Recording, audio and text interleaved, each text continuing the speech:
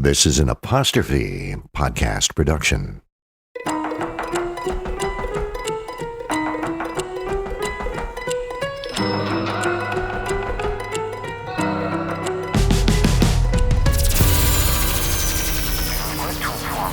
Your application does not fit with our requirements at the present time.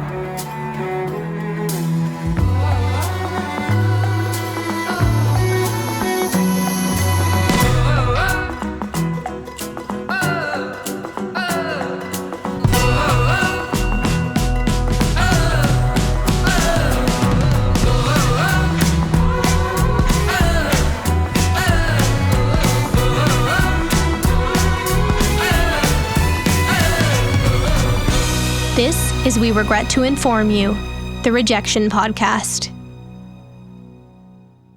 I was queen of the B+ pictures.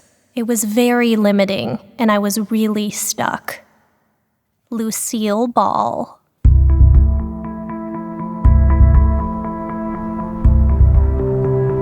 In the winter of 1915, tragedy struck the city of Detroit. Cases of typhoid fever started popping up in the area, and public health authorities issued stern warnings, urging citizens to boil their water and stay away from certain foods. A local woman, a wife and mother named Desiree, adhered strictly to these government warnings to protect her family. But just 1 week later, her husband Henry developed a fever of 104. Without a cure or a vaccine, the family was forced into quarantine. A sign saying "Keep out" was nailed to their front door, and the family became increasingly isolated. Neighbors locked their doors and windows and drew their curtains in fear, until Henry eventually succumbed to the illness. The now widowed Desiree had no professional skills or insurance and was now saddled with raising her 2 children alone. Even after her husband's funeral, neighbors weren't comfortable approaching the recently quarantined home to offer their condolences for fear the bacteria still lingered. So Desiree enlisted the help of a local grocer called Mr. Flower. He agreed to let Desiree's 4-year-old daughter put on recitals in his store, prancing up and down the counter and singing songs her mother and father had taught her. That way, local customers could drop a few pennies into a jar to help the bereaved family, from a distance, which the little girl gleefully accepted. It was Lucille Ball's very first performance.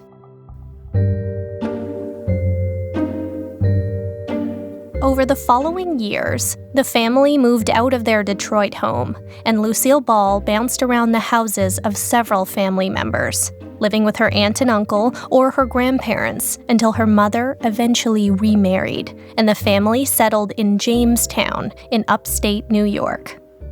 It was a tumultuous period. Each family member had vastly different views on child rearing, none of which aligned with Ball's best interests. Not to mention, she was still wrestling with grief. But between those cracks in her foundation grew something unexpected: a sense of humor. Ball says she discovered the quickest and easiest way to please the adults in her life was to make them laugh, and the principal of her school took notice. He saw to it that Ball be given parts in school plays and musicals where she could express herself through acting, singing, and dancing. Then, one night, her stepfather took her to a local entertainment venue to see a one-man show. With nothing in front of him but a light bulb and a glass of water, the performer did impressions for hours, holding the entire audience in the palm of his hand. She watched intently as his voice, his intonation, and his stories could make people laugh, then cry, then laugh again. It was a gift, and she said that day, her life changed forever.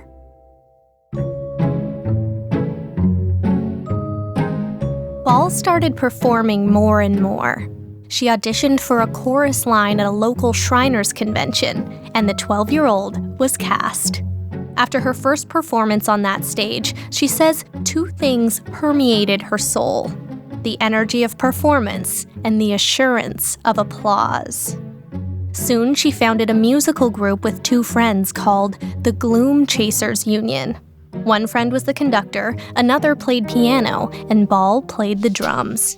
But they quickly learned that instruments weren't exactly their forte, so they decided to pivot.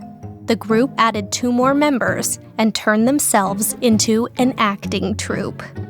They borrowed furniture from their parents to make sets, drew homemade tickets, and sold them to the neighborhood for $0.25 apiece. The principal of their school let them have the gym certain evenings, and they put on comedy shows. With that momentum, Ball auditioned for local plays. One Jamestown critic even compared her to silent film star Gene Eagles. She says she was struck by the lightning of show business, and that's when she decided to take it one step further.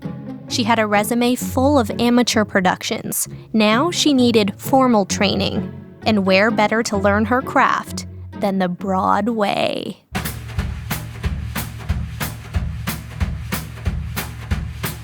While Ball may have lived in New York State, she was still a good 400 miles outside of Manhattan. Compared to Jamestown, it may as well have been the other side of the world, but she could feel the overture calling. So her mother discovered the Robert Minton John Murray Anderson School of Drama on East 58th Street. It boasted impressive alumni and equally impressive tuition fees. But sensing her daughter's passion, Ball's mother and stepfather pooled their pennies. They called in a favor with a few friends of friends that lived in the city to take their daughter in. And young Lucille Ball was off to Manhattan with $50 sewn into her underwear. Drama school offered a variety of courses, including playwriting, costume design, musical comedy, and motion picture acting. Courses that, for a student like Lucille Ball, blew math and science out of the water. But there was another part of the curriculum she was totally unprepared for: humiliation. Ball was mocked endlessly by her teachers for her Midwestern accent. So much so that she stopped raising her hand in class altogether. When it came time for dance courses, she was relieved, thinking she could let her body do the talking. But she was told she had 2 left feet. Then it got worse. A new student arrived, and she stole the spotlight in a way even the instructors had never seen before. Her name was Betty Davis. Ball's personality was swallowed whole by insecurity, and she drifted effortlessly into the background. By the end of her first semester, her teacher penned a letter home to her parents. It said, Lucille Ball was too shy and reticent to put her best foot forward, adding, quote, "She's wasting her time and ours." Ball said all she learned in drama school was how to be frightened.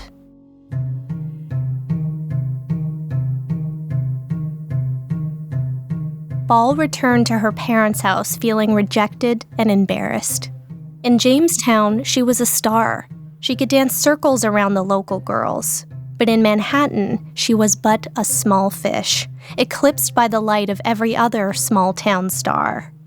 She threw herself into cheerleading and basketball at her high school, any distraction she could find. It worked, for a little while. But no matter how hard she tried to dim her big Broadway dreams, they never quite extinguished. So one day, instead of hopping onto the school bus, she hopped the Greyhound. Almost exactly 1 year since her first trip to New York City, and she decided to prove her drama school teachers wrong. As the city skyline approached, she practiced her enunciation, and she flipped through the newspaper looking for open calls and auditions. It was the 1920s. Musical theater was at its peak, and every show lighting up the Great White Way needed chorus girls. What she really wanted to do was vaudeville, a popular comedic theatrical piece that often combined pantomime, dialogue, dancing, and song.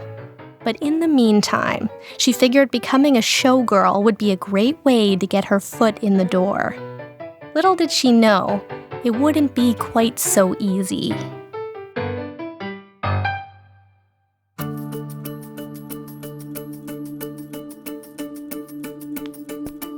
As Ball showed up to audition after audition, she was rejected on the spot. Turns out, fancy Broadway casting directors want chorus girls with actual dancing experience. Go figure. All she had on her post-it-sized resume was a Shriners convention and a failed stint at drama school.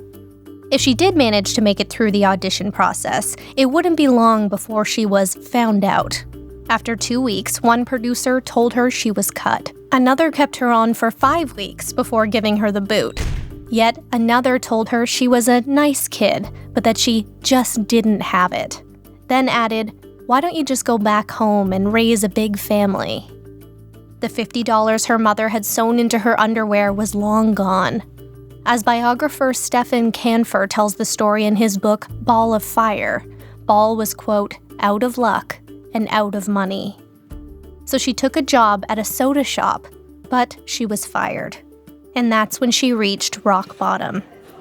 Her stomach grumbling, Ball started lingering around diners, waiting for patrons to toss down a tip and head for the door.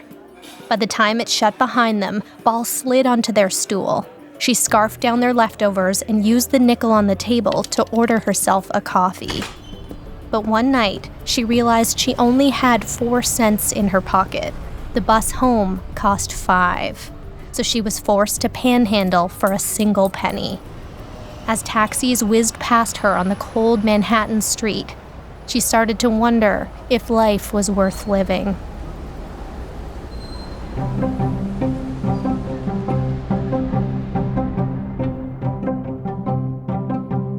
Ball realized she needed to make a change. Her plan to break into the business by way of kick lines and feathers wasn't panning out, so she scoured the Sunday papers for other opportunities. And that's when she came across a want ad for a coat model. Ball figured if she was attractive enough to be a chorus girl, modeling mustn't be too far off. So she went to the audition, and amazingly, she was hired. That gig led to another, and soon she'd started a full-on freelance modeling career.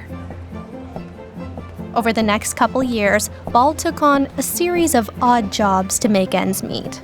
Along with modeling, she sold makeup, ran an elevator at a department store, and worked at a pharmacy. She started living with a roommate to help cover her Manhattan rent. But as the 1920s morphed into the 30s, their paychecks stopped arriving in the mailbox. And Ball and her roommate realized they only had 25 cents between them.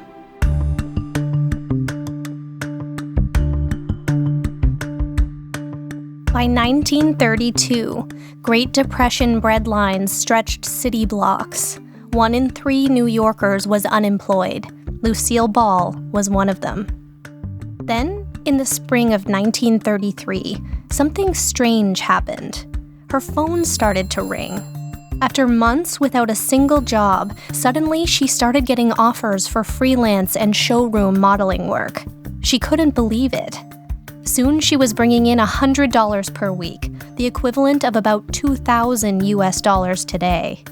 Suddenly her photo was splashed across all of Manhattan, nabbing billboard real estate New York models only dream of. Times Square.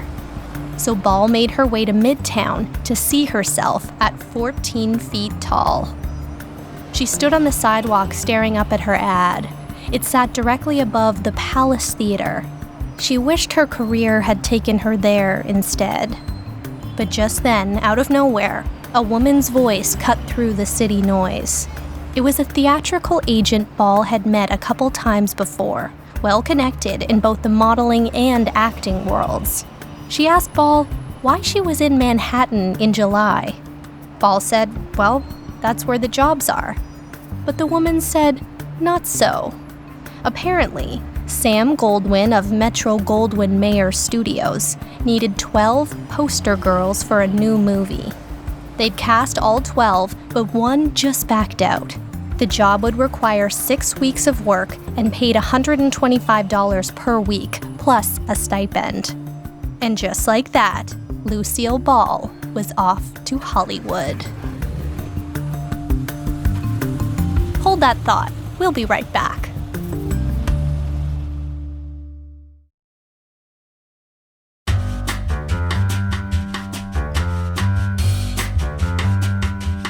When Ball arrived in Hollywood, she made her way to the film set where she met the other 11 poster girls. They were given bathing suits as costumes and instructed to stand in line for a formal inspection.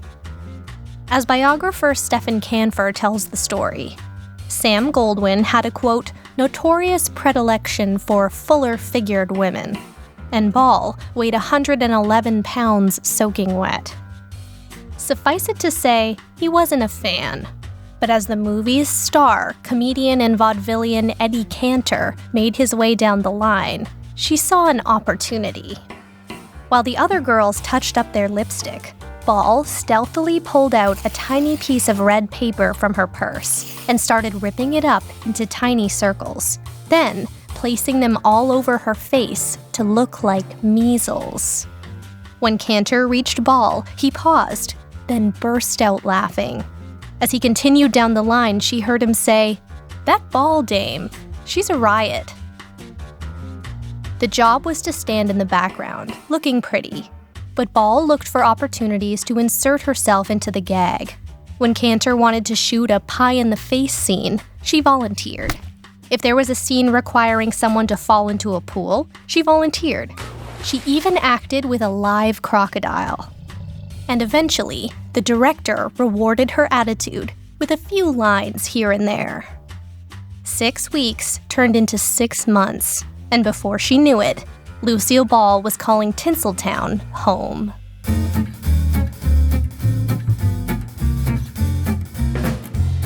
Between shooting days, Ball hitched rides on equipment trucks headed for sets on various lots. Then she'd stand in the wings at the ready in case a last-minute walk-on part became available. Over time, she observed the inner workings of set life and managed to use that new knowledge to land small roles in a few pictures. So small, they were uncredited. She says she was really just a part of the scenery, strolling past the camera in chiffon and feathers. Out of the 12 women hired for her first job in Hollywood, only 4 remained in Los Angeles. 8, no doubt, defecting to their hometowns, beaten down by the business. By her 24th birthday, Ball had appeared in 10 films and received 0 screen credits. While Plumes and Silk were great and all, what she really wanted was to be funny. So she made the most of her comedy chops between takes, making her fellow walk-ons, actors, and crew people laugh. It felt moot at the time, but when a casting director over at Columbia Pictures started asking former clients if they knew of any up-and-coming funny actors the studio should be looking into, 2 recalled her off-screen antics, and Columbia offered Ball a contract. It paid less than her current gig, but for a crack at comedy, Ball accepted. Columbia offered her the role of a dumb blonde in a Three Stooges movie. Canfor says the role involved being pelted with lemon meringue. They also squirted soda in her face. She says seltzer up the nose really hurts. But it was all worth it when Ball saw her name appear in the credits for the first time. She started getting put up for more and more slapstick comedies. But it wasn't long before word trickled down from the corner office that there were major budget cuts happening at Columbia, and Lucille Ball was let go. Desperate, Ball took the first job she could get, another showgirl gig, but it paid even less than Columbia. Instead of climbing the Hollywood ladder, she seemed to be sliding backwards. She tried lobbying writers and producers for work, offering to fill any anonymous role that crossed their desks, but the best she could get was a single line. She heard about a film called Stage Door. Every actress under 30 wanted to read for a part. Ball auditioned, but she was vetoed instantly. So she decided to change directions. If she couldn't land a breakout role in film, she needed to find a new outlet for her comedy. So she shifted her focus back to plays, including one called Hey Diddle Diddle. It did well, earning Ball positive reviews from critics. One praised her comedic timing. Another called her the slickest trick you ever saw in slacks. She started gaining the attention in theater she could only dream of in film. And with that success, the play was poised to move up and out to the big leagues. Broadway. It was all happening.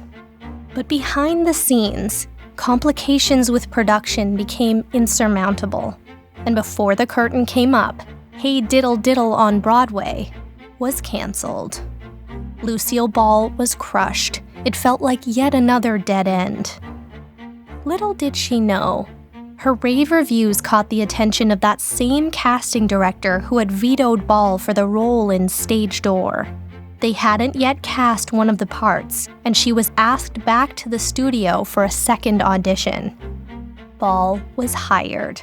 It was a small role, but a huge deal. The biggest production her name had ever been associated with to date, a film starring Katharine Hepburn and Ginger Rogers. Stage Door received 3 Academy Award nominations.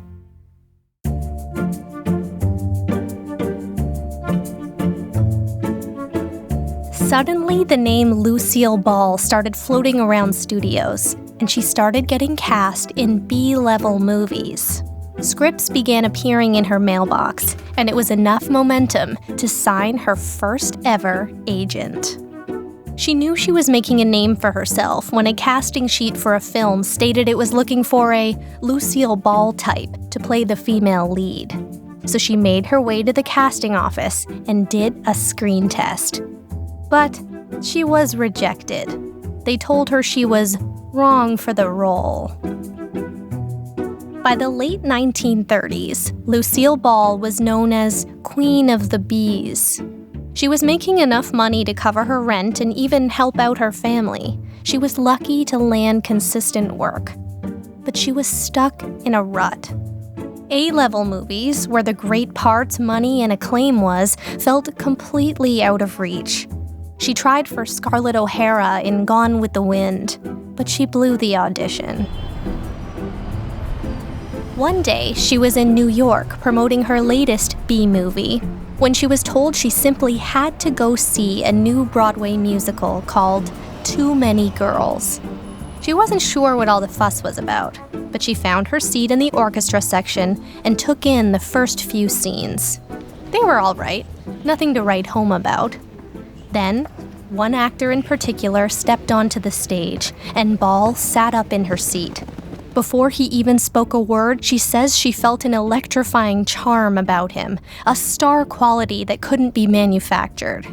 His name was Desi Arnaz.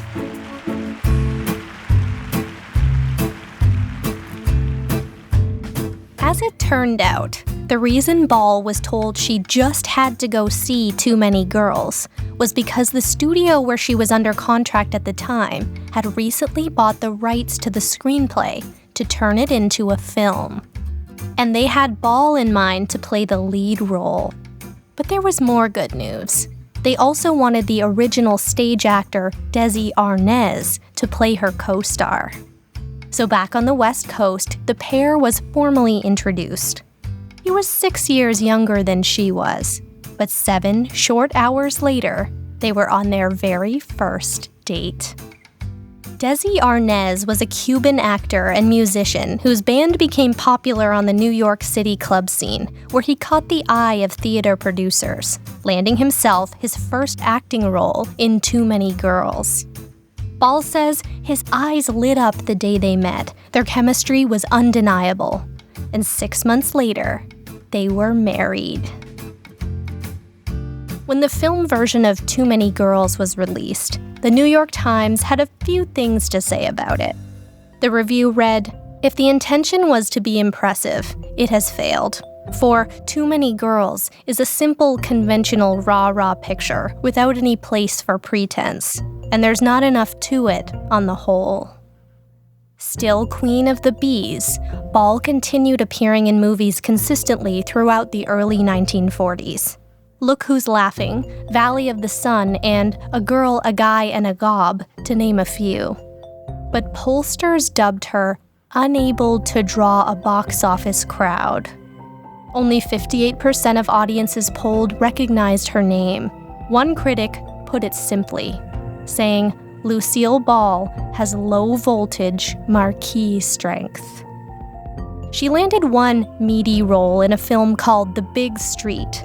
It barely broke even, but Ball earned rave reviews from the New York Herald Tribune, Time, and Life magazines, calling her performance superb. But it wasn't enough. Studios still weren't convinced Ball had long-range star potential. She was running in place.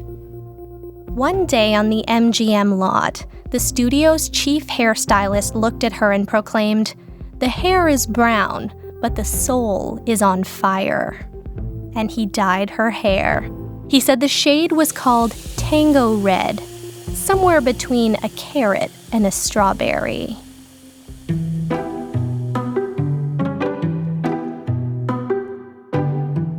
By 1946, MGM released Ball from her contract. The studio had no discernible screen identity to attach to the star. She was 36 years old, eclipsed by the latest slate of Hollywood ingenues. Her mental and physical health began to decline, and rumors about the stability of her marriage started circulating Hollywood. She landed roles, like Ziegfeld Follies and Without Love, with good reviews, but her marquee strength remained low voltage. Then she was approached by CBS to play the wife character in a radio comedy series called My Favorite Husband. The series was based on a novel about a young banker and his socialite wife who had a penchant for placing him in awkward situations, but who, in the end, quote, proved to be as lovable as she was frenetic. Ball was interested in the part, but she had one stipulation.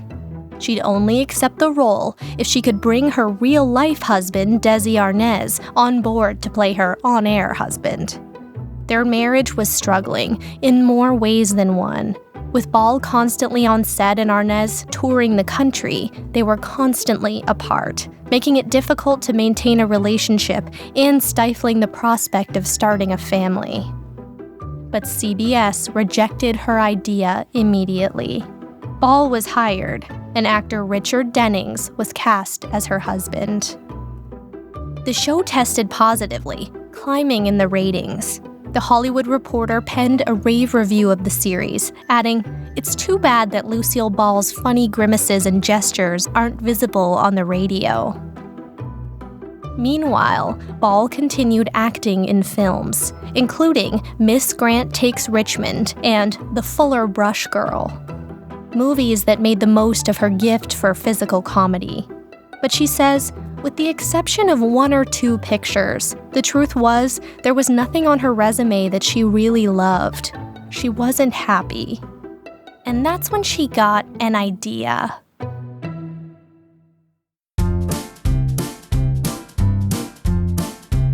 At this point, Ball knew how the business worked. She'd paid her dues. It was time to create something of her own. So she thought, what if she pitched an original idea for a new show starring herself and Arnaz? One that would allow them to work together and include the draw of TV spouses who were also real-life spouses. She knew it wouldn't be easy. They'd need funny writers, great scripts, and trusted producers. So she approached the trio of talented writers from My Favorite Husband and brought them on board. Then, Arnaz and Ball made a monumental decision to create their own production company. They'd call it Desi-Lou Productions. The pair started working on possible scenes together. Maybe Arnaz was a serious band leader and Ball was one of his delinquent orchestra members. It could be a sketch comedy. And once they had a few scenes down pat, they decided to try their material in front of test audiences. First, at army bases, then at the Paramount Theater in Chicago. Every single joke landed. Audiences were cracking up, and word started to spread that the brand new Desilu Productions had a hit on its hands. Critics loved their act. Variety called them one of the best bills to play the house in recent months, and theaters started making the pair offers to appear on their stages. So they decided to strike while the iron was hot and make a pitch to CBS, the same studio behind My Favorite Husband, and see if they could get their act on television. But CBS wasn't so sure. There were two main concerns. Risk-averse executives feared audiences weren't ready for a Latino man in a, quote, domestic role. And CBS worried Lucille Ball was far too glamorous to play a housewife. Even Ball and Arnaz's friends advised against the idea. But Ball was determined, and she started shopping the idea to studios. The pitch went a little something like this. Ricky Ricardo is a Latin American band leader and singer. His wife is Lucy Ricardo. They are happily married and very much in love. The only bone of contention between them is her desire to get into show business and his equally strong desire to keep her out of it.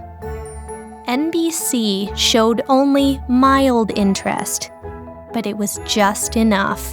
When CBS heard NBC might want in, they resurfaced and offered Desilu a deal. But Ball made some demands. She would pick the head writer. Arnaz would not be recast. The show would be produced close to home in Hollywood, which, by the way, was an unusual request, as most television at the time was shot on the East Coast. And lastly, Desilu Productions would own 50% of the program.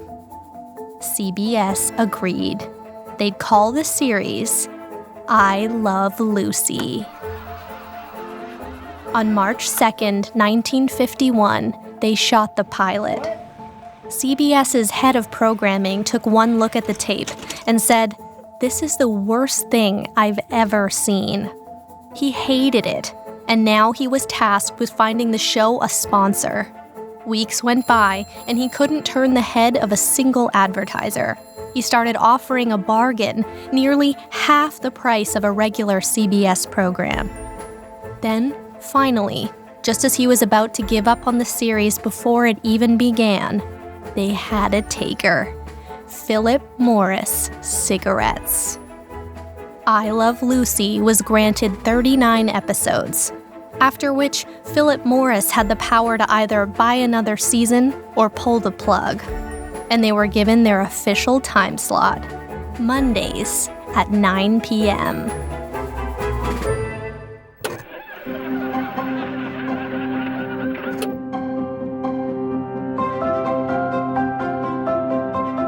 On Monday, October 15th, 1951, I Love Lucy premiered. Its time slot faced stiff competition, airing opposite NBC's hit drama Lights Out.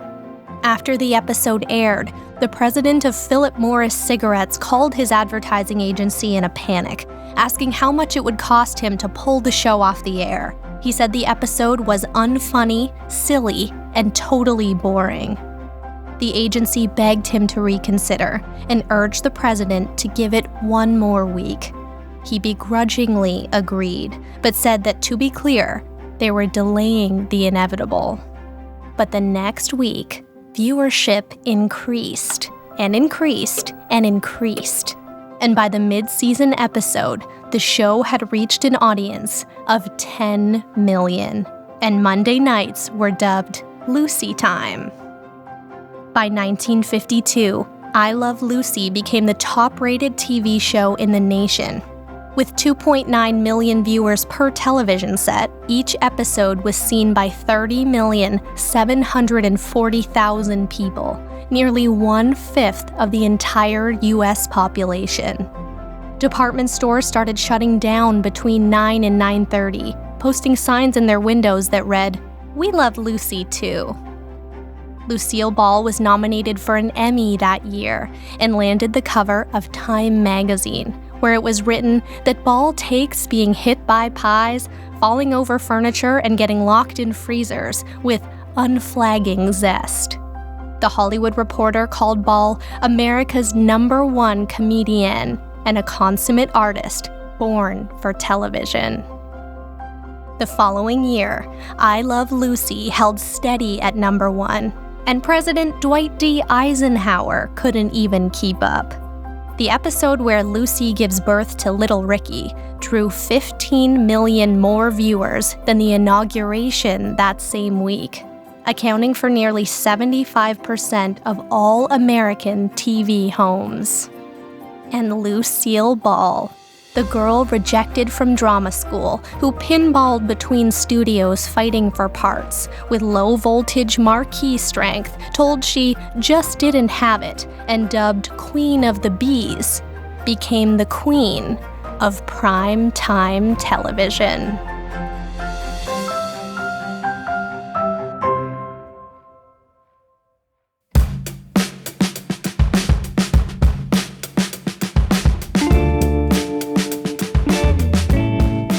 While there are many razor-sharp edges to rejection, there is one in particular that causes the most damage of all.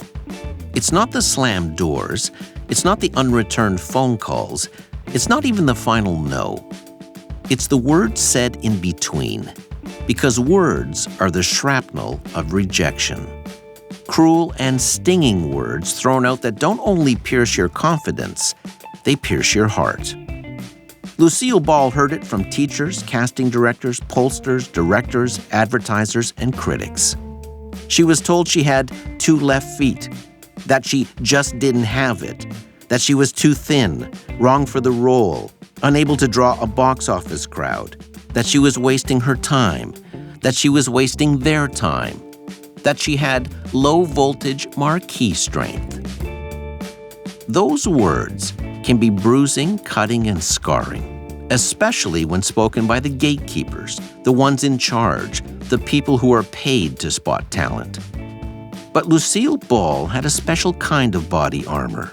She wrapped her courage tightly around her dream, and she just kept going. Think about how wrong all those people were. When Lucy and Desi created I Love Lucy, it was a historic, pioneering blockbuster hit. It was the first sitcom to reach #1 in the Nielsen ratings. Season 2 had a rating of 67.3, which is still the highest average rating of a television show in history. Because Desi and Lucy insisted on shooting I Love Lucy on film instead of doing it live, they pioneered the concept of reruns and used that revenue to build Desi-Lu Studios. Lucy would become the first woman to run a Hollywood studio when she bought Desi's shares in 1962. Desi-Lu was one of the most successful television studios in Hollywood, producing legendary programs like The Andy Griffith Show, The Dick Van Dyke Show, and Mission Impossible. And it was Lucille Ball who believed in and financed Star Trek.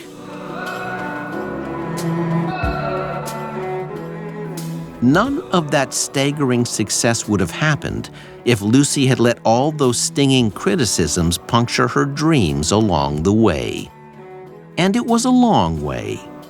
Because I Love Lucy didn't happen until Lucille Ball was 40 years old. Never, ever give up.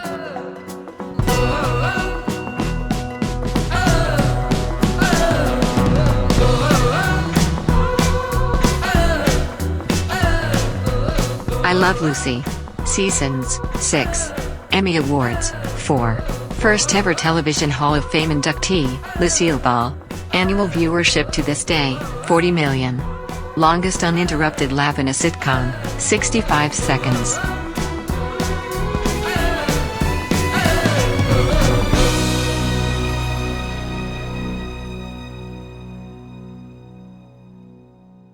The Rejection podcast is an Apostrophe Podcast production and is recorded in an Airstream mobile recording studio.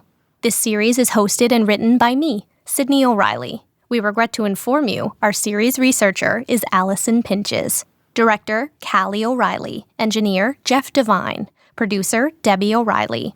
Theme music by Ian Lefevre and Ari Posner. The major source for this episode is Ball of Fire, The Tumultuous Life and Comic Art of Lucille Ball by Stefan Canfer. Follow us on social @pod.